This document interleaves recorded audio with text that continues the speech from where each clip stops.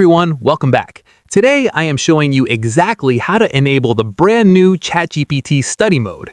This is a massive update for 2026 that transforms the AI from a simple answer bot into a high-level interactive tutor, so let's get right into it. First, you need to find the new Tools menu. Open your ChatGPT app or the web interface and start a new chat.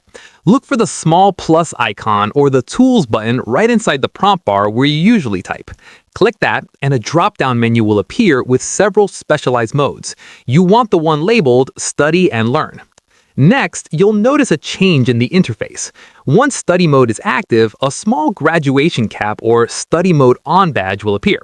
Now, instead of just dumping a full answer, the AI follows the Socratic method. Then you should personalize your session for the best results.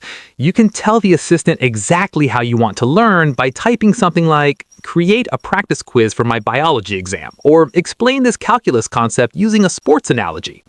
Finally, keep in mind that you can toggle this on and off at any time.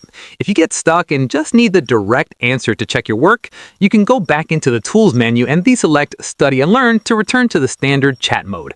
And that is it! You now have a 24/7 personal tutor right on your phone.